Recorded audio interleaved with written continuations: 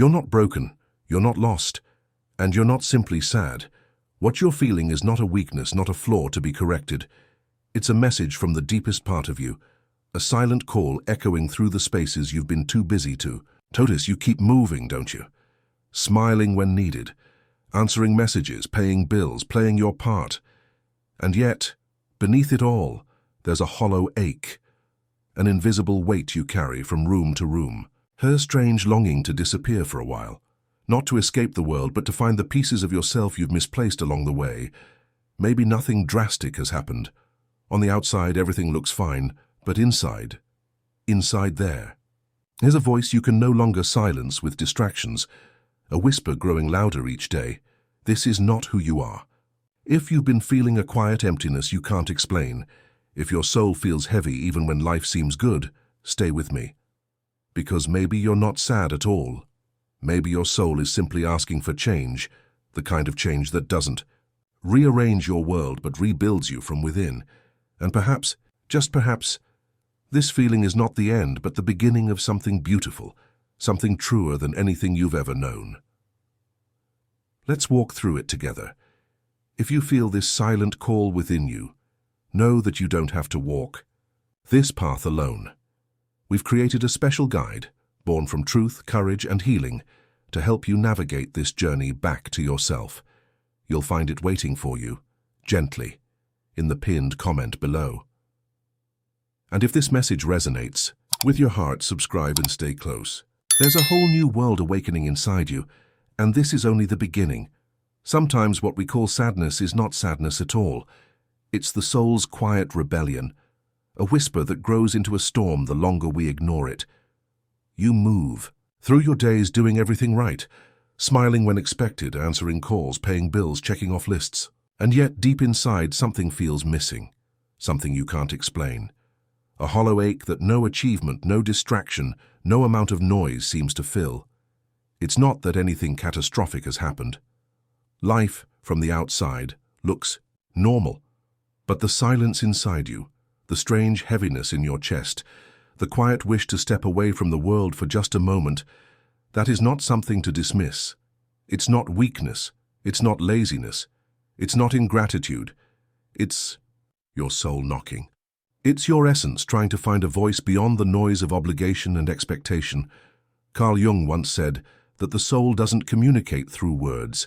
It speaks through feelings, dreams, and the quiet spaces between thoughts.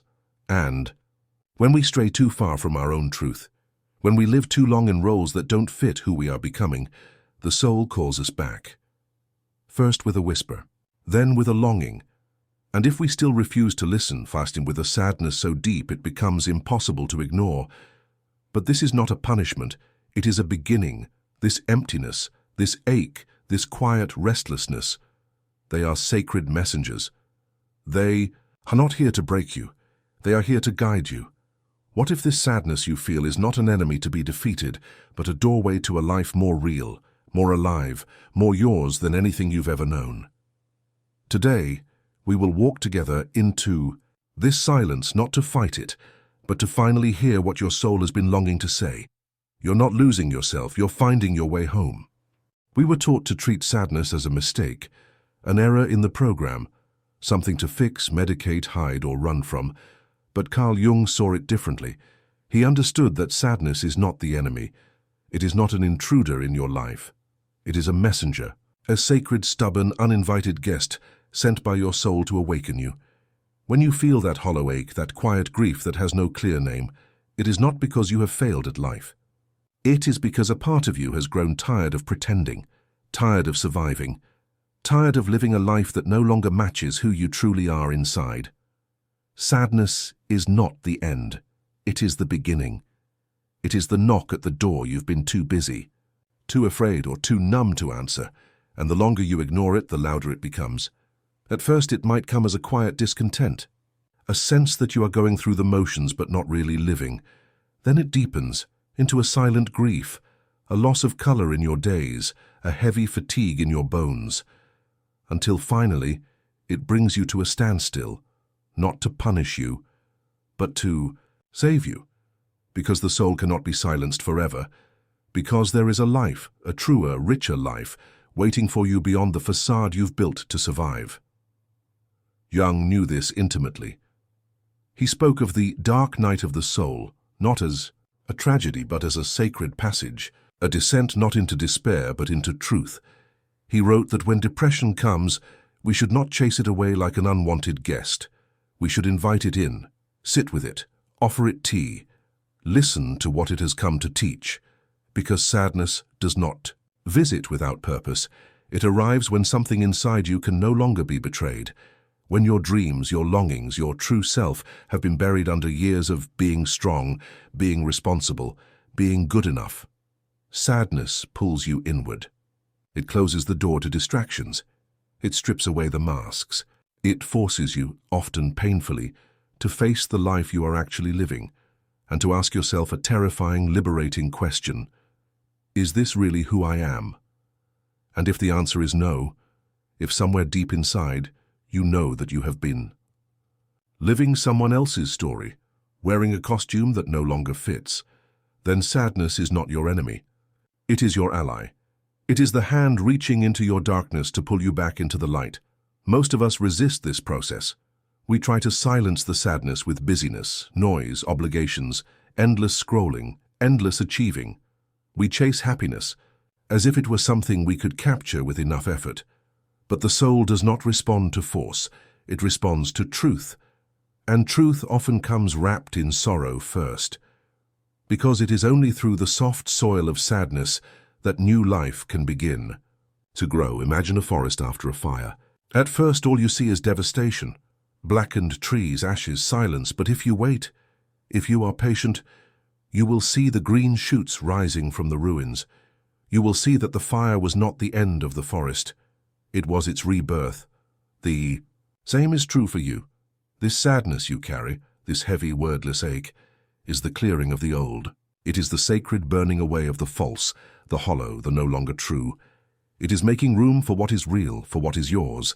And though it feels like loss, it is, at its core, a fierce act of love. Your soul loves you too much to let you settle for a half-lived life. It will disrupt your comfort. It will break your illusions. It will make it impossible for you to keep pretending. Not because it wants to destroy you, but because it wants to wake you up. Sadness is not your failure. It is your signal. It is your invitation to cross the threshold from who you have been into who you are becoming. And this journey, as terrifying, as painful, as disorienting as it feels, is sacred. It is holy. It is necessary. You are not broken because you are sad. You are sad because you are being called to heal, to transform, to come home. And that journey, no matter how lost you feel right now, is already underway.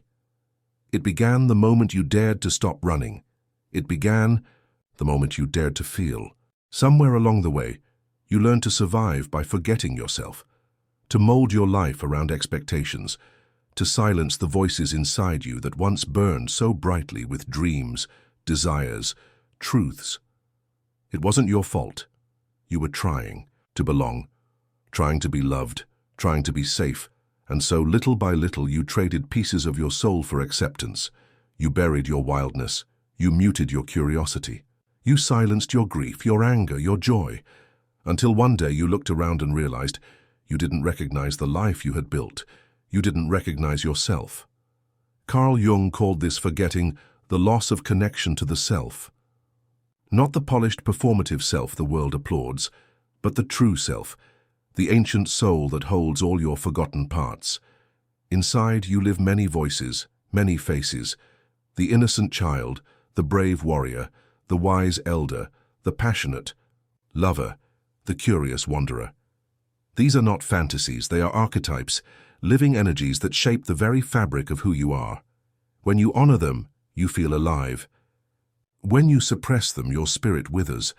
The child within you craves wonder, play, spontaneity, but maybe you buried her beneath years of responsibility, convinced that joy was something childish and impractical. The warrior inside you longs to fight for your dreams, to protect your boundaries, but maybe you silenced him to avoid conflict, to stay nice, to be agreeable. The sage within you yearns to slow down, to seek wisdom. but perhaps you drowned her voice in the endless noise of busyness, achievements, and distractions, and so, without even realizing it, you built a life around half-truths. You wore masks so long they began to feel like skin. You convinced yourself that exhaustion was normal, that emptiness was inevitable, that numbness was just the price of being an adult. But the soul knows better. It remembers. And when the disconnection becomes too great, it sends out alarms, not in words but in symptoms. The vague sadness that clings to you, the restlessness that no distraction can soothe, the silent sense that something is missing even when you have everything you thought you wanted. These are not malfunctions. They are signals. They are your soul's way of saying, you were made for more than this. You were not meant to shrink, to fit someone else's story. The tragedy is not that you feel lost. The tragedy would be if you ignored the call to come back. And coming back does not mean abandoning your life. It means reclaiming the pieces of yourself you exiled to survive. It means remembering the parts of you that still laugh without reason, that still dream without permission, that still ache to create, to explore, to dance in the messy, beautiful chaos of real living. It means honoring the warrior who says no when needed, even if it upsets others. It means nurturing the artist who longs to create beauty, even if no one else applauds. It means listening to the healer inside you who knows when it's time to slow down and grieve what you've lost. Reconnecting with your soul is not a performance.